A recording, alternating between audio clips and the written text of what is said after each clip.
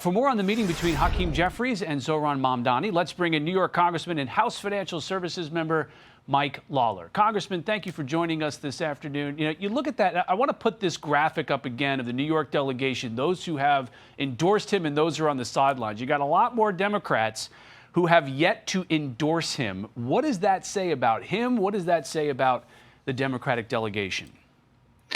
Well, I think what you see is four of the most progressive members of the delegation have openly endorsed him and embraced him. The other eight that represent portions of New York City recognize it's a problem. And they don't know which way to turn, frankly. The fact is, if they embrace him, it's going to hurt them in the midterms, especially in the suburban New York districts like mine. And yet, if they oppose them, they're all going to face far left progressive primaries. And in New York City, that's a real problem for them. So you see the juxtaposition that Hakeem Jeffries, Chuck Schumer, and Kathy Hochul find themselves in. And it's why they're all kind of running around like chickens with their head cut off.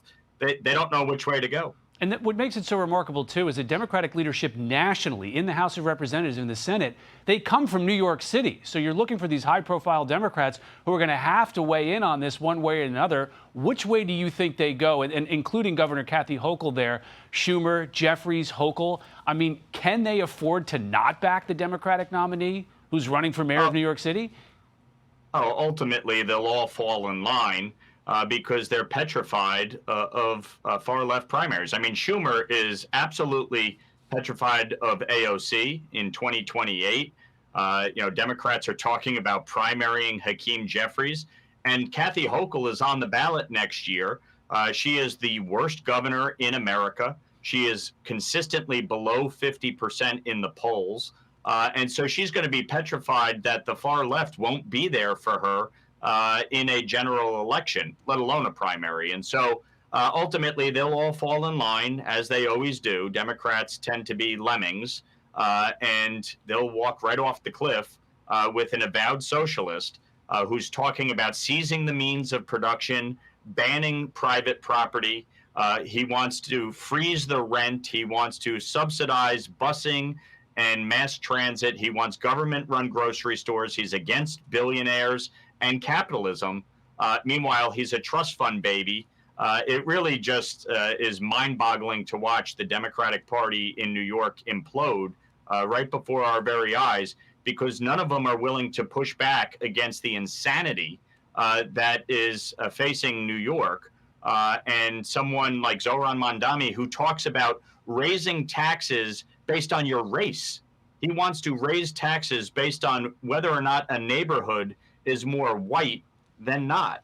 That's insane. Turning to some issues here in D.C., you're on the Financial Services Committee. You deal with a lot of what's going on at the Federal Reserve. The president has been very critical of Jerome Powell. Hasn't really explicitly said that he's going to fire him. There's been some discussion of it. But take a look at this editorial from the Wall Street Journal on the concept of getting rid of him. The president expected Mr. Powell to be more deferential when he appointed the chairman in his first term. Instead, Mr. Powell continued the Fed's policy at the time of gradually increasing interest rates and shrinking the central bank's balance sheet. Mr. Trump apparently didn't notice the economy boomed amid moderate inflation as Mr. Powell's monetary normalization coincided with the first-term tax reform. So do you think that the president should move to remove the Fed chairman? Look, no, I don't think the Federal Reserve chairman should be removed. I don't think he should be reappointed when his term expires. The fact is, Jerome Powell has been late to the ball game on just about everything. He was late to raise interest rates. We were basically giving away money for free. Inflation struck when Joe Biden and Democrats increased federal spending by $5 trillion in just 2 years. He was late to raise the interest rates. Interestingly enough, he had no problem cutting interest rates just before the election in 2024 to try and help Biden. But now, as inflation has come down, as prices have come down, he seems not to want to cut interest rates. And the fact is, we're paying more on our debt as a result. We need to cut interest rates. There are other members of the Federal Reserve Board who are signaling it is time to cut interest rates. I fully believe it is. If you look at, for instance, the cost of housing, because of these high interest rates, the average mortgage cost in my district went up $1,000 a month because of the policies of the Federal Reserve, and in large measure because they were late to the ball game on raising interest rates when inflation was rising. And very quickly, I want to get you on the Dignity Act. You're a supporter of it. It would fund border security, asylum reform, provide a pathway for permanent residency for dreamers, legal status. There are those on the right who say this is nothing more than amnesty. Congress has gone through this motion before. Does this have any chance of becoming law? Well, first of all, it's not amnesty.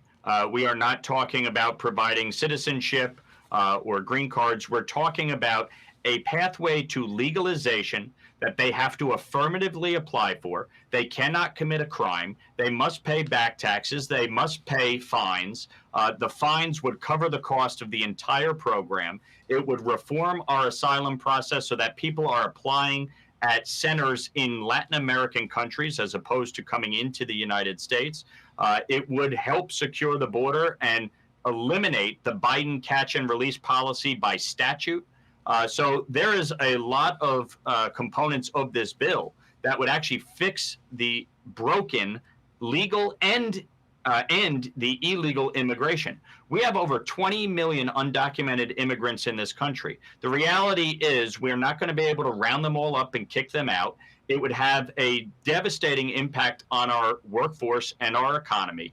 We want people to come out of the shadows, pay a fine, be held responsible. They do not cut the line. They do not jump to the front. They go right to the back, and they have to pay a fine and work through the process. And if at any time they commit an offense while here, they're out.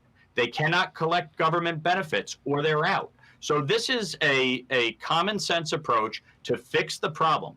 President Trump has done a phenomenal job securing our border, deporting criminal aliens, deporting those who have violated previous orders of deportation. Yeah. But we have to address this realistically and fix this immigration system, or we are going to have a long-term problem. We have a population decline projected. The baby boomer generation is retiring. Our birth rate has declined. It's gone from 2 to 1.66 children per woman in 15 years. Yeah. This requires a common sense approach, and I believe there's a good framework here to actually fix the system. All right, Congressman Mike Lawler, Republican from New York. Congressman, thank you. Click here to subscribe to the Fox News YouTube page to catch our hottest interviews and most compelling analysis. You won't get it anywhere else.